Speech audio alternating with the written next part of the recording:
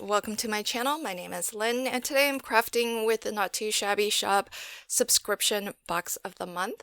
And this time I thought I would pull out the Pink Fairies paper pad because I've been crafting a lot with the A Day to Remember paper pad, which is the second one that comes in the monthly subscription box. And part of the reason why it took me so long to break into this paper pad is because I love every single pattern in here. This is my kind of pattern papers. I just love the more subtle effects because you have a variety of everything from glitter to ombre gradients to kind of your bubbles bokeh effect, and everything is really soft and pretty, and there aren't a lot of graphical elements, so I feel like it's something that you can use for any themed card, any occasion, all year long. So paper pads like these I absolutely love, and it's so gorgeous that I just really found it hard to decide what to craft with and what to hoard. But don't hoard your papers, use those papers, because there are 24 sheets in here, and you do get, I believe, 2 of each sheet. There's going to be 12 unique designs, and it's just absolutely gorgeous. You're gonna love everything in here, and it's going to be so versatile to craft with. So what I am making today for my card is actually a sketch from my mini one sheet wonder number 7. And I started off with a background. This card actually is, I think I made this card base a little bit off. It's actually 4 wide by 5.5 tall. Somehow I managed to not cut it correctly. But what I've done is I've taken a one sheet of pattern paper and I cut it to 3 and I think just shy of 4 inches actually. It ended up being 3 and 13/16. I know, I'm weird. I like to use 16ths of an inch. But then what I did was, because all of the papers are double-sided, I flipped to the back for the strip that's left over, and I'm using that as an accent strip right down the center. So I'm trying to kind of maximize how much I can get out of this one pattern paper, and I was able to get my entire background just from the one sheet. I am putting some holographic pinstripe stickers along both edges of that middle accent strip, and that's just to make it even more sparkly and fun, as if there aren't enough sparkles on here. But that's part of the beauty of these papers. They're just really gorgeous. And the thing that I really like about this paper pad is it does a lot with sort of the focal length. So you'll find that with the glitter pattern, for example, in the center, the glitter is really in focus. And then as you move or look towards the outer edges of the top and bottom, it's a little bit more blurry, a little bit more out of focus. And you'll find that to be true of a lot of the patterns here. There's a lot of that bokeh effect going on, which I really love. The second pattern paper that I've pulled out for these 2 circles, these are again from the same paper, but what's interesting about this particular pattern is I didn't use front and back. I just used 2 different areas of the same side because this pattern paper is really gorgeous. It's got a lot of white polka dots kind of falling or raining down.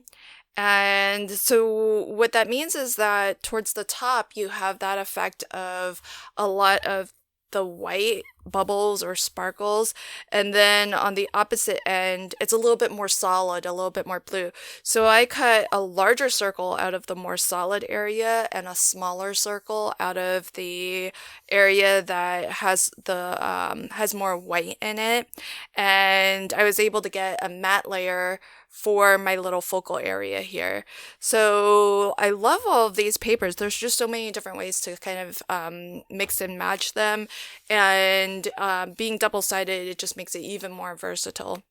I do want to mention that my video today is part of a hop, so if you want to hop along and catch all of the videos on this link list that's in the description box below, you'll find lots of inspiration for not just the subscription box of the month, but as well for the stamp and die of the month and for the paper pad club of the month. We're combining all of the subscription clubs into a single hop. That way you get lots of inspiration for all of the different subscriptions that's available from the Not Too Shabby shop.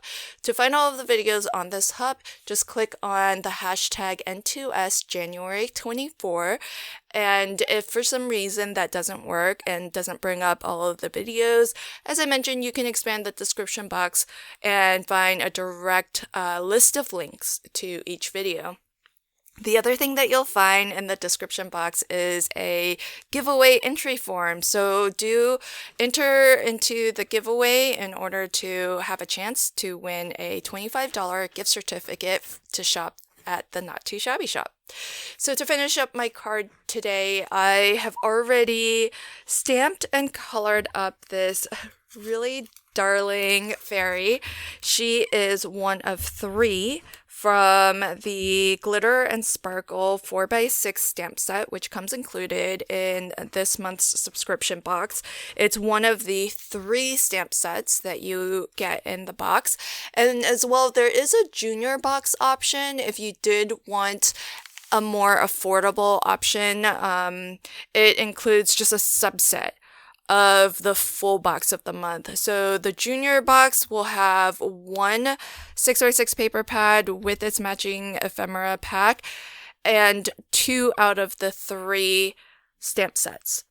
Whereas the full box will have all 3 4x6 stamp sets, 2 6x6 paper pads, each with their own coordinating ephemera pack.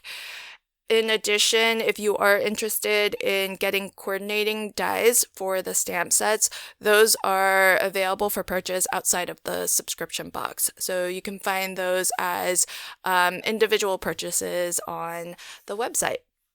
Now, one of the things I really love about the paper pads in general, all paper pads, is that it doesn't have a super glossy coating at all, so you can stamp on it perfectly, just as I've done with my sentiment.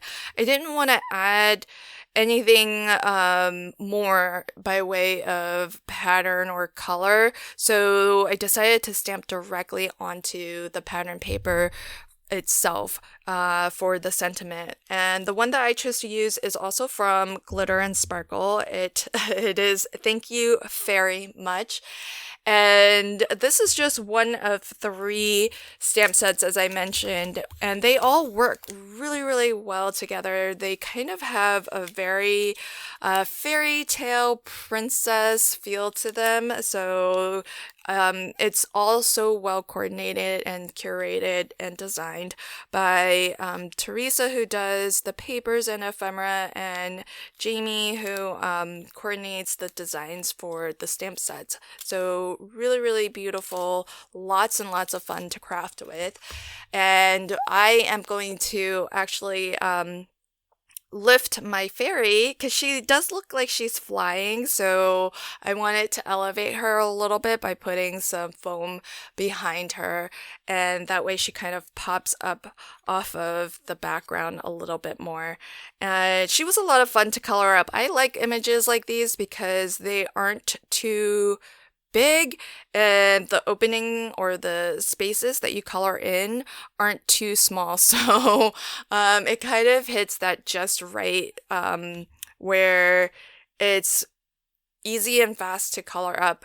I find, especially with alcohol marker coloring, that it can be hard to do that three-color blend from, your dark, your mid, and your light when the open area is really large.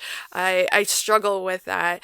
And if the open areas are too small, I also struggle with getting, the brush tip into those finer areas. So I find images like the ones in these stamp sets to be pretty easy to color up because they're sort of right in between. And I did go with a fun color for her hair. I thought it would be fun to color her hair up with like a nice purple to match with that glitter paper.